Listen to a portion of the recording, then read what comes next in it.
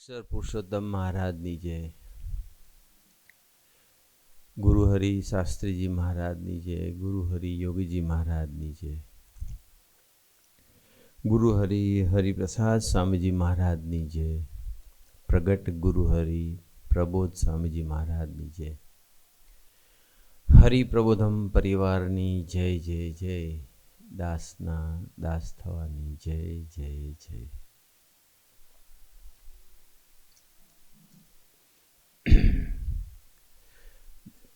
परम पूज्य स्वामीजीना ભીડાનું દર્શન કરાવતા વિડીયોનું દર્શન આપણે કરી આપણને રડાવી દે એવું દર્શન હતું। આપણને ખ્યાલ આવે કે ગુરુ હરિ સ્વામીજી આપણા માટે કેટલો બધો ભીડો વેઠ્યો, કેટલું બધું સહન કર્યું, કેટલું બધું પોતાના દેહ ઉપર લીધું। બાકી પોતાના સંકલ્પે અનંતની બીમારીઓ દૂર કરી શકે એવી સામર્થ્ય ધરાવનાર પુરુષ હજારો લોકોની બીમારી એમને દૂર કરી છે, હજારો ભક્તોની। તો એમને શા માટે બીમારી? શા માટે એમને નાકની સર્જરી કરવી પડે, બાયપાસ સર્જરી કરવી પડે, બેકની સર્જરી કરવી પડે, ઘણી બધી સર્જરીઓ એમને ગ્રહણ કરી? તો શું એ ઉંમરનો પ્રભાવ હતો? તો શું એમને કોઈ ભૂલ કરી હતી? એવું કોઈ પાપ કર્યું હતું? સ્થૂળ બુદ્ધિથી વિચારીએ તો અનંતની બીમારી દૂર કરી છે ને અસંખ્ય પ્રસંગો છે। અત્યારે વાત નથી કરવી, તમને ખ્યાલ છે થોડાક, પણ એ આપણને ઓગાળવા માટે, આપણને કરોડો જન્મથી મનમુખી જીવન જીવતા આવ્યા છે ને ગુરુમુખી જીવન જીવતા થઈએ એ માટે, કરોડો જન્મથી આપણે અહમની વૃદ્ધિ જ કરી છે, એ અહમનો એ સ્વનો વિસ્ફોટ કરવા માટે કરોડો જન્મથી વૃત્તિને આધીન જીવ્યા છીએ। હવે ભગવાનને આધીન, ભગવાનના ગમતા પ્રમાણે જીવન જીવીશ એટલા માટે કરોડો જન્મથી પોતાના બળથી, પોતાના બુદ્ધિના બળથી જીવતા આવ્યા છીએ। હવે આપણે ભગવાનના બળે જીવતા થઈએ એના માટે બહુ બાપ થઈને જીવ્યા હોઈશું, બહુ બધાને પોતાની રીતે વર્તાવ્યા હશે, બહુ બધાનો અભાવ લઈ લીધો હશે, બહુ બધાને જાનપણું આપી દીધું હશે।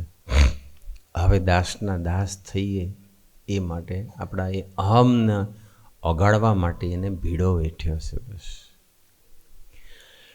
હવે આપણે જ્યારે પ્રગટ ગુરુહરિ પ્રબોધ સ્વામીજીના સાનિધ્યમાં જ્યારે આપણે ઉછરી રહ્યા છીએ ત્યારે આપણે હવે એમને રાજી કરી લેવા છે બસ। હવે કોઈ પ્રકારનું અહમ રાખવું નથી। હવે સાચા અર્થમાં ભજનિક થવું છે, સ્વાધ્યાયી થવું છે। આપણે ગયા અઠવાડિયે વિચાર્યું હતું ભજન કેટલું બધું પાવરફુલ ટૂલ છે। ભગવાન સ્વામિનારાયણે કહી દીધું, ગુણાતીતાની વાતમાં લખ્યું એમ, સ્વામિનારાયણ નામનો મંત્ર ખૂબ બળ્યો છે।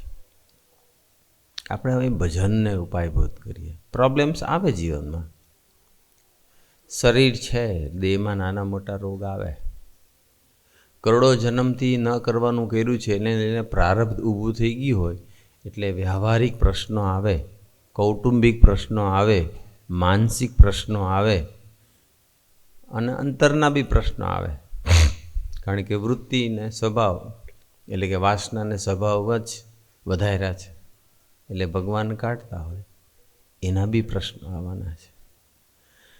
તો આપણે ત્યારે કરવું શું? આપણી કેપેસિટી બહારનો પ્રસંગ આવે ત્યારે કરવું શું જોઈએ? તો આપણે ત્યાં ભજનને ઉપાય, ભજનનું બળ લેવાનું છે, ભજનિક થવું છે આપણે બધાએ। પ્રબોધ સ્વામીજીને 2-2.5 કલાકનો સમય મળી શકતો હોય તો આપણને કેમ અડધો કલાકનો સમય ન મળે આપણને? એટલે આપણે ગયા વખતે જોયું હતું કે ભજન છે તો એ કેટલું બધું, એના કેટલા બધા બેનિફિટ છે। આપણે અત્યારે થોડું આગળ વિચારીએ કે શા માટે ભજન કરવું જોઈએ। થોડાક પ્રસંગ આજે વિચારીશું। ભજન કરે ને જ્યારે વ્યક્તિ, જ્યાં ભજન થતું હોય ને ત્યાં ભગવાન પહોંચી જાય છે. ભજન કરે ને એટલે ભગવાન હોંકારો આપે છે. વિજયાત્માનંદ સ્વામી લઘુ કરવા માટે ઉઠ્યા હતા અને ભજન કરતા હતા. સ્વામિનારાયણ સ્વામિનારાયણ તો ભગવાન સ્વામી આવી હાજર થઈ ગયા. તો કે મહારાજ, મને તો ખાલી આ બોલવાની, તમને સંભાળવાની ટેવ છે. તો મહારાજ કે અમને પણ હોંકારો દેવાની ટેવ છે. પણ હોંકારો કોને દે છે અથવા ક્યાં પહોંચી જાય છે? જ્યાં ભજન થતું હોય ત્યાં દિલથી ભજન કરવાનું. બસ એક હાથમાં મોબાઈલ ને બીજી બાજુ ભજન, એવું નહીં. એક બાજુ વ્યવહારિક પ્રશ્નો વિચારતા હોય ને બીજી બાજુ ભજન, એવું નહીં. ભજન મીન્સ ભજન, ભગવાનમાં ડૂબીને ભજન કરવાનું. ભગવાન સ્વામિનારાયણ અક્ષરવડીમાં કદાચ બિરાજમાન હતા, ઢોલિયા પર સૂતા હતા. ગરડાની ધરતીનો પ્રસંગ છે અને ભગવાન સ્વામિનારાયણ એકદમ જ મૂળજી બ્રહ્મચારીને કહે છે કે મૂળજી બ્રહ્મચારી, જો અમારો કોઈ ઢોલિયો તણાઈ જાય છે, કે કોણ તાણે છે જો કે. એટલે મૂળજી બ્રહ્મચારી તો ત્યાં જ બેઠા હતા મહારાજના ઢોલિયાની બાજુમાં. મહારાજ ઢોલિયા પર આરામમાં હતા અને મહારાજ કે ઢોલિયો તણાય છે, મીન્સ કોઈ ઢોલિયો ખેંચી રહ્યું છે. પલંગ એમનો તે વખતે ઢોલિયો. ત્યારે એને કીધું કે મહારાજ ઢોલિયો તો અહીંયા જ છે. મહારાજ કે ના ના, જો કે અમારો ઢોલિયો તણાય છે, કે કોઈ તાણી રહ્યું છે, તો તપાસ કરો જલ્દી. એટલે મૂળજી બ્રહ્મચારી બરાબર ઓબ્ઝર્વ કર્યું કે ઢોલિયાની તો કોઈ મુમેન્ટ તો થતી નથી, તો કેમ મહારાજ આવું કહેતા હશે? ત્રીજી વખત મહારાજે કીધું કે મૂળજી બ્રહ્મચારી, ઢોલિયો તણાય છે, જાઓ કે બહાર તપાસ કરો આજુબાજુમાં. એટલે મૂળજી બ્રહ્મચારી કીધું કે મહારાજ ઢોલિયો અહીં છે. તો કે ના, કોઈ આર્તનાદ કરે છે, અમને સંભાળે છે, અમારો પોકાર કરે છે, એટલે અમારો ઢોલિયો તણાય છે, તપાસ કરો. એટલે મૂળજી બ્રહ્મચારી નજીકમાં તપાસ કર્યું પણ કાંઈ એવું દેખાયું નહીં. પછી મહારાજ સ્વયં ઊભા થાય છે અને પછી જ્યાં પરમહંસની જાયગા અને ત્યાં બધા પરમહંસો જ્યાં હતા ત્યાં એક પરમહંસ નજીકમાં બહુ આર્તનાદ કરતા હતા, મહારાજનું ભજન કરતા હતા. મહારાજે કીધું કે જો આ છે ને અમારો ઢોલિયો તાણે છે. જ્યાં ભજન હોય ને ત્યાં ભગવાન દોડીને આવે છે. બસ આપણે અનુભવ, ઘણા બધાએ અનુભવ કર્યો છે, આપણે કરવો છે. બસ અત્યાર સુધી આપણે બહુ બધું, મેં તમને વાત કરી એમ કે આપણે ઘણી બધી રીતે આપણા પ્રશ્નનું સમાધાન લાવવા માટે, સોલ્યુશન લાવવા માટે બહુ બધા પ્રયત્નો આપણે અજમાવતા હોય છે. પણ જે બેસ્ટ છે, ઇઝીએસ્ટ છે, ફ્રી છે, એવો જે ઉપાય છે એ આપણે નથી કરતા હોતા. અને એ છે ભજન. આપણે ભજન કરવાનું. બસ કોઈ પણ ગમે તેવા પ્રશ્નો આવે, આપણે તો હજુ આજના દિવસમાં બી પૂરું નથી થવાનું, કારણ કે આ તો બહુ લાંબુ ચાલે એમ છે. પણ ગમે એટલું ચાલે, પણ આપણે ભજનિક થઈ જવું છે. બસ ભરતસિંહ ચાવડા છે તો એમને મને વાત કરેલી કે જ્યારે સ્વામીજીએ દેહની લીલા સંકેલી ત્યારે હવે બહુ બધી ધમાલ ચાલતી હતી, આપણને બધાને ખબર છે. અને પ્રશ્ન હતો કે હુ ઇઝ નેક્સ્ટ? સ્વામીજી પછી કોણ? જેને પ્રબોધ સ્વામીજીની ઓળખાણ હતી, જે પહેલેથી જ પ્રબોધ સ્વામીને માનતા હતા, એને તો પ્રબોધ સ્વામીજીને મનોમન સ્વીકારી જ લીધા હતા અને બીજું કંઈ સ્વીકારવા માટે એને પ્રશ્ન હતો બી નહીં. એને કોઈ મૂંઝવણ હતી જ નહીં. ભરતસિંહને થયું, ભરતસિંહ ચાવડા ગાંધીનગર પેથાપુર, તો એને પછી બહુ બધું ચાલ્યું ને પછી કંટાળ્યા, થાક્યા, કંઈ સમજાતું નહોતું કે હવે પછી કોણ. અને પછી એક દિવસે ભરતસિંહે મને કહ્યું કે એક દિવસે મેં નક્કી કરી નાખ્યું કે આજે મારી જિંદગીનો સત્સંગનો છેલ્લો દિવસ, આજે હું છેલ્લું ભજન કરી લઉં છું. અને જો આજે મને સમાધાન નહીં થાય, મને સોલ્યુશન નહીં મળે, તો આજથી સત્સંગ બંધ, મૂર્તિઓ બધી ઉતારી દઈશ, કોઈ હરિભગતને જોતી હશે તો હું આપી દઈશ અને હું મારી રીતનું જિંદગી જીવી અને મારું જીવન પૂરું કરીશ. આ એમને ઠરાવ કરી નાખ્યો. આપણને ખબર છે, એક જણાએ સ્વામીજીને પ્રશ્ન પૂછ્યો હતો કે સ્વામીજી, કે અમે ભજન કરીએ તો તમને પહોંચે તો છે ને એમ? ત્યારે સ્વામીજી એવું બોલેલા કે જ્યારે સ્વામિનારાયણનો સ બોલો ને ત્યારે હું ત્યાં આવીને બેઠો છું. બસ સ્વામીજી બોલેલા છે. તો એમણે હજુ છેલ્લું ભજન કરવું હતું, મનાતું નહોતું. સંકલ્પ કરી નાખ્યો સત્સંગનો છેલ્લો દિવસ, અને પછી જ્યાં એ ભજન કરવા જાય છે અને સ્વામિનારાયણ આમ સ બોલે છે ને ત્યાં પ્રબોધ સ્વામીજી પ્રગટ થઈ ગયા. બસ એમને એમ હતું કે આ સ્વામીજી થાય, પ્રબોધ સ્વામી જે થાય તે, પણ આજ રિઝલ્ટ આવવું જોઈએ બસ. અને પછી તો પ્રબોધ સ્વામીજી ખૂબ સરસ દર્શન આપ્યા, ખૂબ સરસ આનંદ કરાયો, ખૂબ સુખ આપ્યું. અને પછી એમને નક્કી થઈ ગયું કે બસ હવે સત્સંગ કન્ટિન્યુ કરવો છે. સમાધાન મળી ગયું કે સ્વામીજી પછી નેક્સ્ટ પ્રબોધ સ્વામીજી જ છે. સ્વામીજીના સાચા આધ્યાત્મિક વારસદાર પ્રબોધ સ્વામીજી છે, કારણ કે પ્રબોધ સ્વામીજીએ દર્શન આપ્યા. અને પછી તો રેગ્યુલર સત્સંગ. ત્યાર પછી કે હું જ્યારે જ્યારે બી ભજન કરતો હતો, ત્યારે જ્યારે બી આમ ભજન કરવા બેસું ને ત્યારે મારા નેત્ર પટલ પર પ્રબોધ સ્વામીજી આવીને દર્શન મને આપી જાય. બસ ભરતસિંહનો આ પ્રસંગ છે. ભરતસિંહે સ્વયં એમને આ પ્રસંગ કહેલો હતો. રાઈટ. એટલે આપણે ભજન કરીએ ને ભગવાન હાજર થઈ જાય, આપણે દર્શન આપી જ દે, અથવા આપણા પ્રશ્નોનું સમાધાન આપી જ દે. આપણે જ્યાં સ્ટક થઈ ગયા છીએ તેમાંથી બહાર કાઢે છે. ગમે તેવો પ્રશ્ન હોય, ટ્રાય કરો, બસ દિલથી ભજન કરો. કોઈ વખત કોઈને વધારે બી ભજન કરાવડાય, કોઈને ઓછું બી ભજન કરાવડાય. ભાવિકભાઈ છે આપણા નરોડાના ભગત, એમનો બ્રધર ત્યાં છે ન્યૂઝીલેન્ડમાં, સહીજનું છે. એ સત્સંગમાં આવ્યા, એને લઈને પછી ભાવિકભાઈ આવ્યા. અંકુરભાઈ સાથે એની દોસ્તી છે. અંકુરભાઈ એમના લીડર. અંકુરભાઈ બી સરસ દાખલો કરે છે. તો એ ભાવિકભાઈ એક વખત ગામડે ગયા હશે, ગામડેથી પછી પાછા આવ્યા રાત્રે, અને લગભગ 11:30 વાગ્યાની આસપાસ ઘરે પહોંચ્યા. ઘરે આવ્યા, એમના દીકરા દીકરી જે હશે તે, અને 2 જણા ઘરે આવ્યા. ગાડી એમની બીજાની હતી, એમના શાળાની હતી. રાત્રે 11:30 વાગે પહોંચે છે ઘરે. અને પછી એમને એમ થાય છે કે હવે આ ગાડી એમના શાળાની હતી, કે એમને કે પાછી લઈ આપી દઈએ, ખાલી ગામડે જવા માટે લીધી હશે, કે પાછી આપી દે તો કાલ સવારે તેને કામ લાગી જાય.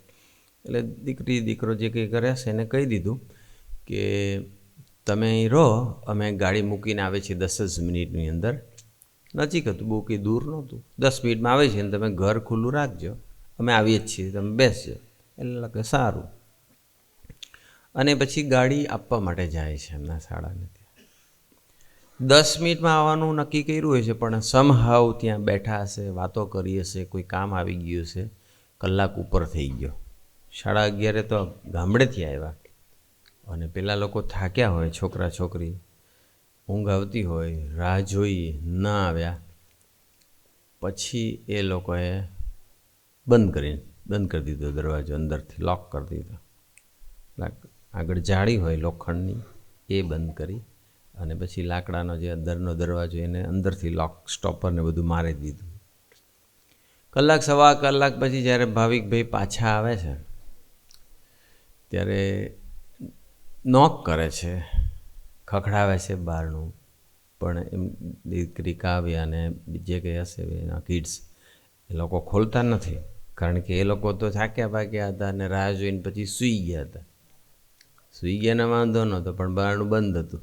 હવે આ રાત્રે જવું કેવી રીતે અંદર? ખૂબ ટ્રાય કરે છે, ખૂબ નોક કરે છે, ખખડાવે છે, એમના નામની બૂમો પણ પાડે છે, પણ થાકેલા હોય ને છોકરા હોય ને સૂઈ ગયા હોય, એટલે પછી તો નથી ઉઠતા. હવે કરવું શું? પછી એક જ રસ્તો હતો, ભજન. પછી એમને ભજન શરૂ કર્યું. થોડીક વાર હજુ ભજન કર્યું હશે ને તો એવું ફિલિંગ આવ્યું કે અંદરનો દરવાજો ખુલ્લો લાકડાનો. એટલે જાળી હતી તો એ તો અંદરથી હાથ નાખી અને ખોલી કાઢી લોખંડ, અને પછી લાકડાના દરવાજાને જેમ કર્યું તો ખુલ્લો હતો. એટલે એમને એમ થઈ ગયું કે કદાચ આ લોકો ઉઠી ગયા હશે અને કદાચ ખોલ્યું હશે. પણ પેલા 2 છોકરાઓ તો બધા અંદર નિંદ્રાધીન હતા, એમને ખોલ્યું નહોતું. પણ એમને ભજન કર્યું તો ભગવાને દરવાજો ખોલી આપ્યો. બસ આપણને આ કોઇન્સિડન્સ લાગે, અથવા આપણે એમ લાગે કે કદાચ દરવાજો અરખો ધક્કો નહીં માર્યો હોય. એમને બધે ટ્રાય કરી જોયા હતા, વ્યવસ્થિત લોક જ હતું, સ્ટોપર જ નાગડીઓ મારેલ જ હતો, પણ એ દરવાજો ખુલ્યો જ નહોતો. ભજનથી ખુલી ગયો. ભજનથી અનંત પ્રકારના દરવાજા આપણને નડતા હોય ને, અનંત પ્રકારના વિઘ્નો હોય, અનંત પ્રકારની દિવાલો નડતી, બધું ખસી જાય. સ્વામી ભજન એટલું બધું પાવરફુલ છે. સ્વામિનારાયણ શબ્દ એટલો બધો મંત્ર, મહામંત્ર એટલો બધો પાવરફુલ છે, કોઈને ખ્યાલ નથી. આપણે ઓછા વત્તા અંશે ખ્યાલ છે, પણ એ મહિમાએ સહિત જો આપણે ભજન કરીએ ને તો બધા રસ્તા આપણા માટે ખુલ્લા થઈ જાય. રાઈટ? એવો ને એવો સિમિલર પ્રસંગ છે મૌલિકભાઈનો. મૌલિકભાઈ રાઠોડ, ન્યૂ રાણી. તો એમને પારાયણ ચાલતું હતું. મૌલિકભાઈ આવ્યા છે, બેઠા છે અહીંયા? મૌલિકભાઈ નથી. તો એ મૌલિકભાઈ પારાયણ ચાલતું હતું, જાગ્રતતાનું પારાયણ હતું. શાહીબાગ આપણે કર્યું હતું એ પારાયણ. પારાયણ પછી રાત્રે બધું સેવા પતાવીને જે કંઈ હશે બધી પાછા આવ્યા હશે ઘરે. હવે બન્યું એવું કે એમના જે મધર હતા એમના મધરને થોડીક શરીરમાં તકલીફ, બીમારી રહે, એટલે એ માઇગ્રેનની તકલીફ, એટલે એ રાત્રે પછી પારાયણમાં નહોતા આવતા અને દવા લઈને સૂઈ જતા હોય.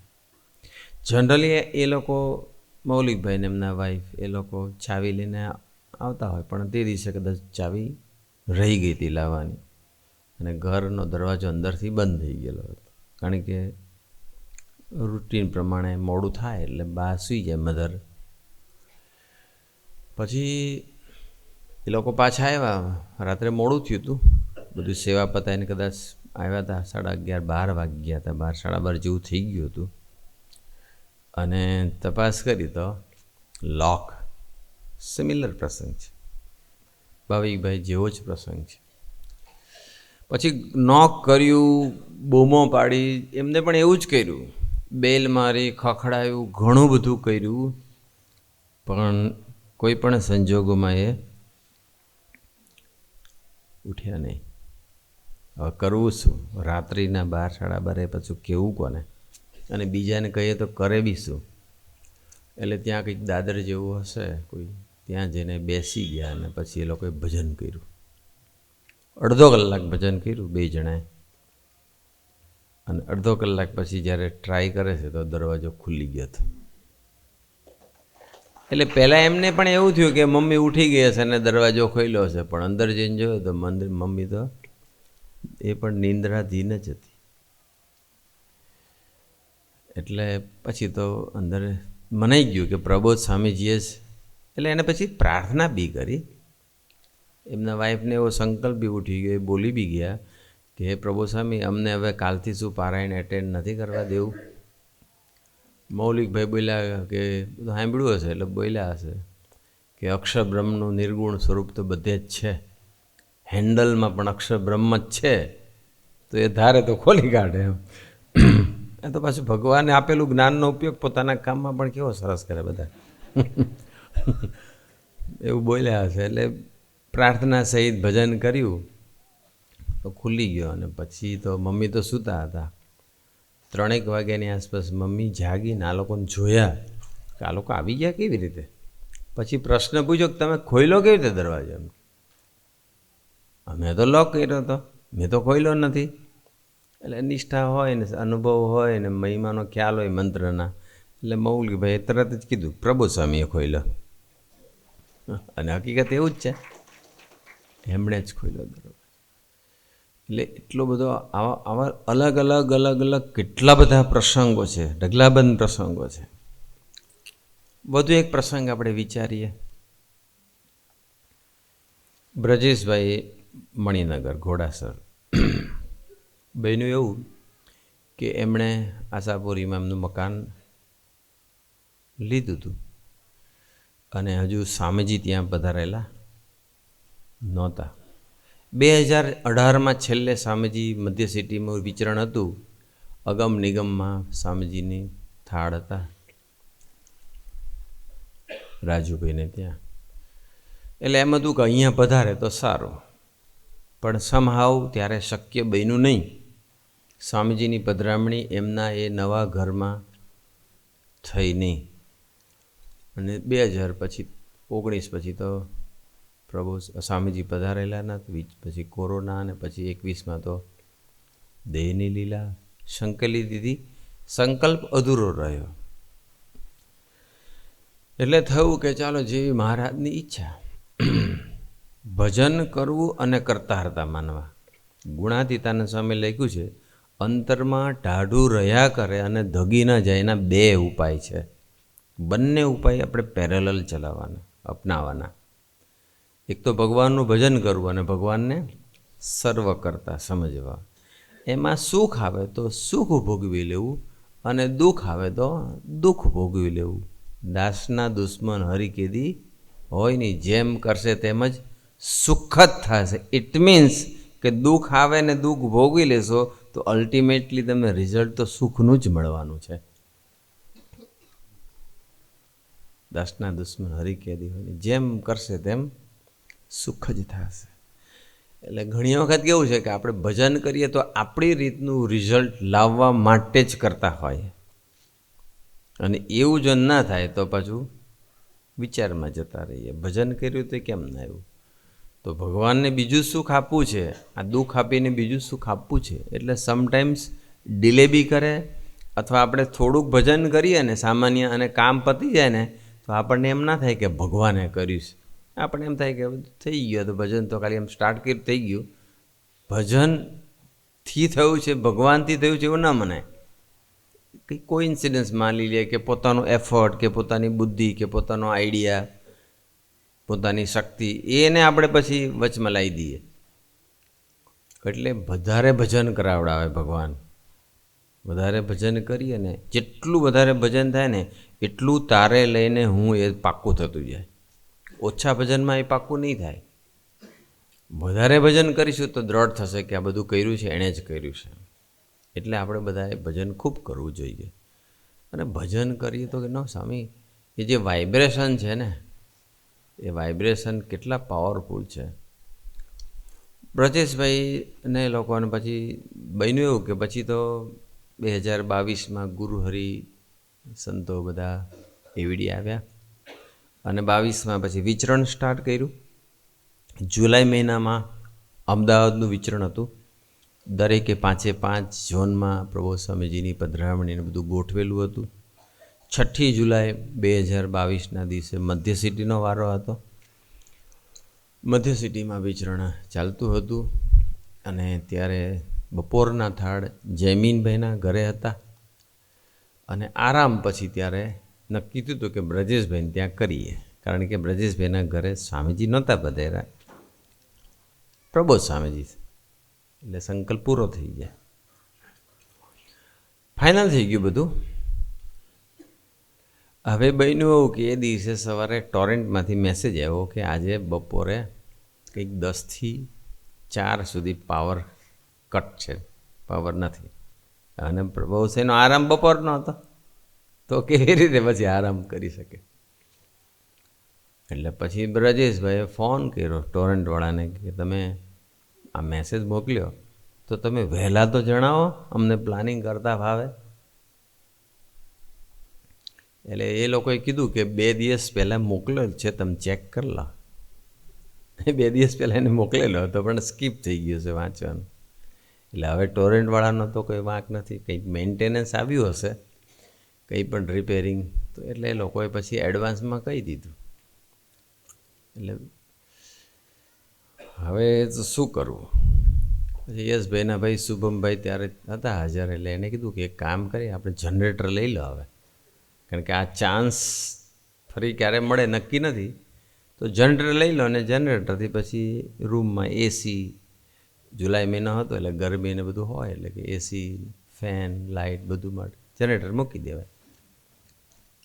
એટલે અને આ બાજુ પાછું સ્વામીજીનો હવે પ્રભુ સ્વામી ત્યાં બી આવી ગયા, જયબીનભાઈના ઘરે આવવાના થાળ હતા. અને આ બાજુ હજુ કાંઈ મેળ નહીં પડ્યો, 12 વાગી ગયા. જનરેટરવાળા માટે ફોન કર્યો, 2-3 જગ્યાએ ટ્રાય કર્યો, પણ કોઈ જગ્યાએ જનરેટરની અવેબિલિટી નહોતી. એટલે હવે કરવું શું? પછી એમના વાઈફ અમૃતાબેન ભજન શરૂ કર્યું. બીજું તો શું, ભગવાન છે ને, આપણે બધા બહુ ઉપાયો અજમાવીએ ને છતાંય રિઝલ્ટ કેમ નથી આપતા? કારણ કે ભગવાન કહે છે ભજનને તો અજમાવો. એટલે પછી ભજનને આપણી પાસે ઘણા બધા હોય, બુદ્ધિ ભગવાને આપી છે, અને કોઈ ફ્રેન્ડ્સ હોય, કાર્યકર્તા હોય, મિત્રો હોય, સગા સંબંધી હોય ને પૈસો હોય. આ બધી વસ્તુ છે ને ભગવાનનું ભજન લેવા માટેને આપણને પ્રેરણા નથી આપતા, પોતાના બળે જીવડાવે છે. જે વ્યક્તિ પાસે ખૂબ, આપણે વાત થઈ હતી એમ, લક્ષ્મી હોય, બુદ્ધિ હોય, બળ હોય, સંબંધો હોય, ઓળખાણ હોય, મિત્રો હોય, કંઈ પણ આવું બધું હોય ને, એ વ્યક્તિ જલ્દી ભગવાનનું બળ નહીં લે, એ જલ્દી ભજન નહીં કરે. એટલે પછી એમણે તો ભજન કર્યું, 1 કલાક ભજન કર્યું, ભજન પૂરું થઈ ગયું. ત્યાં બેસો આગળ, 1 કલાક ભજન કર્યું, ભજન પૂરું થઈ ગયું હતું, પણ છતાંય પણ કંઈ મેળ પડ્યો નહીં. જનરેટરનો પણ મેળ પડ્યો નહીં. હવે પ્રશ્ન એવો કે પ્રભુ સ્વામીજીનો આરામ કરાવવાનો ક્યાં? એટલે ચિરાગભાઈને, પછી ચિરાગભાઈ તે વખતે લંડન હતા, એમને ફોન કર્યો. એટલે ચિરાગભાઈ કીધું મારું ઘર તો ખાલી જ છે, એવું ભલે નથી, મારું ઘર તાત્કાલિક છોકરાને મોકલીને બધું ક્લિનિંગ કરાવી નાખો, બાકી બીજું તો ઘરનું તો બધું કંઈ પ્રશ્ન નથી. એટલે આ બાજુ એની તૈયારી થઈ ને પછી બ્રજેશભાઈના વાઈફે કીધું કે હવે આપણે, એટલે બ્રજેશભાઈ કીધું કે હવે તો કાંઈ છે નહીં, કંઈ મેળ પડે એવો નથી. કારણ કે હવે તો પ્રભુ અહીં ત્યાં આવી ગયા, જયમીનભાઈના ઘરે થાળ બી ચાલુ થઈ ગયા, કરવું શું? અને આ બાજુ પેલા ઘરે ઉતારો કરવા માટેની પ્રિપરેશન પણ ચાલુ થઈ ગઈ. એટલે ભજન બી કરી લીધું, કરવું શું? અને ભજન કર્યા પછી એ લોકો એવું બોલ્યા કે જેવી હરિની ઈચ્છા, બસ જેવી મહારાજની મરજી. અને જ્યાં આ વાક્ય બોલે છે જેવી હરિની ઈચ્છા, ત્યાં પંખો ચાલુ થઈ ગયા. એ મીન્સ લાઇટ આવી ગઈ. હવે 1:15 વાગે પ્રભુ સ્વામીના થાળ થયા, 1:45 વચ્ચે કદાચ પ્રભુ સ્વામીજી પધાર્યા. અને પહેલાં એ કીધું હતું 4 વાગ્યા પછી આવશે, ફોન કર્યા પછી બી કીધું કે 4 વાગે તો 4 વાગે આવશે. અને બિફોર 2 ટોરેન્ટવાળાએ ચાલુ કરી નાખ્યું. તો ટોરેન્ટવાળાને ચાલુ કરાવવું અથવા એનું મેન્ટેનન્સ કે રિપેરિંગનું કામ પતવું, બિફોર ટાઈમ પતવું અને ચાલુ કરવું, એ બધું કોણ કર્યું? ભજને કર્યું, ભગવાને કર્યું. બસ કહેવાનો મતલબ એટલો જ છે કે આપણે ગમે તેવો પ્રસંગ બને, આ તો બધા લૌકિક વ્યવહારિક એવા બધા પ્રશ્નો છે. હજુ તો સ્પિરિચ્યુઅલ હોય તો બી ભજન કરીએ તો ભગવાન આપણી સાથે રહે જ. ભજન શા માટે કરવાનું એના મુદ્દા છે, અત્યારે એની ઉપર આપણે ડિટેલમાં નથી જતા, પણ એના બેનિફિટ કેટલા છે ભજનના, આમ તો બહુ શોર્ટ ટાઈમની અંદર લખ્યા છે. હજુ સ્ટડી કરીએ ને સ્વામીજીની કથા વાર્તા સાંભળીએ, વાંચીએ તો બહુ બધું નીકળે, પણ 20 મુદ્દા નીકળ્યા છે. 20 મુદ્દા ખાલી વાંચી જઉં છું કે ભજનથી આટલા ફાયદા થાય. દરેકના એ મુદ્દાને અનુરૂપ પ્રસંગ બી છે, હોય જ. પહેલું તો સ્વામીના મહામંત્રથી કાળા નાગનું ઝેર ના ચડે, એ તો આપણે સ્વામીની વાતમાં વાંચ્યું જ છે. અંત અવસ્થાએ ભજન જે કરતો હોય ને, તો જ્યારે એ ભજન કરે એને કોઈ દિવસ યમદૂત તેડવા ના આવે, પણ એને ભગવાન દર્શન દઈને અક્ષરધામમાં તેડી જાય, એવો ભજનનો પ્રતાપ છે. ભજનથી ગુણાતીતાનંદ સ્વામી લખ્યું કે એ પ્રમાણે વિષય ઉડી જાય. વિષય કેટલા ભજવતા હોય છે એનો બી એક પ્રસંગ છે. આ બધાના પ્રસંગ છે, પણ નેક્સ્ટ ટાઈમ આપણે વાત વિચારીશું. બ્રહ્મરૂપ થવાય, કાળ કર્મ માયાનું બંધન છૂટી, એ આપણે ગયા રવિવારે સાંભળ્યું હતું. હવે આગળ એ પણ સાંભળ્યું હતું કે સ્વામિનારાયણ મંત્ર બોલો ને તો આપણે બધા પાપ બળી જાય, એટલો મંત્ર પાવરફુલ છે. પાપ થઈ ગયું ન થાય એવું નથી, જાણીને ન કરવું એ આપણી ફરજ છે, પણ કદાચ નપાસ થઈ ગયા, પાપ થઈ ગયું અજાણે, પણ જો આપણે ભજન કરી લઈશું તો એ બધું પાપ ભગવાન બાળી દેશે. ભજન કરીએ તો અનંત પ્રકારની મૂંઝવણ ગુણાતીત થઈને વાતમાં લાગે મૂંઝવણ આવે તો શું કરું, તો કે સ્વામિનારાયણ ભજન કરું તેથી મૂંઝવણ ટળી જાય. ભજનથી આત્યંતિક કલ્યાણ નહીં, આત્યંતિક કલ્યાણ થાય. ભજનથી આપણા આત્માની શક્તિ વધે. 27/1/1995ના દિવસે સ્વામીજીએ અમરીશ હોલમાં એ મંત્ર ઉપરની પારાયણ ગોષ્ઠી કરી હતી, શિબિર કરી હતી. ત્યારે વાક્ય બોલ્યા કે જેમ જેમ ભજનિક થઈએ તેમ તેમ આત્માની શક્તિ વધતી જાય. જેમ જેમ ભજન કરીએ એમ પોતાનું બળ છૂટતું જાય. આપણું પોતાનું બળ છૂટતું જ નથી, પોતાના જ બળે જીવીએ છીએ. પણ ભજન કરશું એટલે પોતાનું બળ છૂટશે ને ભગવાનનું બળ પ્રગટશે. ભજન કરે ને ત્યાં ભગવાન પહોંચી જાય. જે આપણે પ્રસંગ વિચાર્યો હમણાં, મૂળજી બ્રહ્મચારી વાળો ઢોલિયો તણાય છે ત્યાં ભગવાન પહોંચી જાય. ભજન થતું એ ભગવાનનું નિવાસ સ્થાન છે. એ બી પ્રસંગ છે પણ અત્યારે નથી કહેતો. ભજન થાય તો અંતરમાં ટાઢું રહ્યા કરે ને ધગી ના જાય. એના 2 ઉપાય કીધા. એમ ભજન કરીએ તો અંતરમાં ટાઢું થઈ જાય. બહુ બધી મૂંઝવણ ને બહુ બધી પ્રોબ્લેમ્સ બધા ચાલતા હોય, ભજન કરશું ને તો ટાઢું થઈ જશે. ભજન કરીએ તો આપણા જે પ્રોબ્લેમ્સ છે એનું સોલ્યુશન સ્પીડી આવે. એમને તમે તમારી રીતે પૈસાથી, બુદ્ધિથી, શક્તિથી, ઓળખાણથી, બીજી કોઈ પણ રીતે સોલ્યુશન લાવશો, કદાચ આવ્યું બી ખરું પણ it will take lots of time. અને if you want to get solution very speedily, do bhajan. ભજન કરીએ તો આપણું પ્રોબ્લેમ સમાધાન સ્પીડી થાય. ભજનથી એકાવધાની થવાય, સ્વામીજી કહેતા હતા. ભજન કરીએ, જેમ જેમ ભજન કરીએ, ભજન એક વલોણું છે. ભજન કરીએ તેમ તેમ અંદર શુદ્ધ થતું જાય.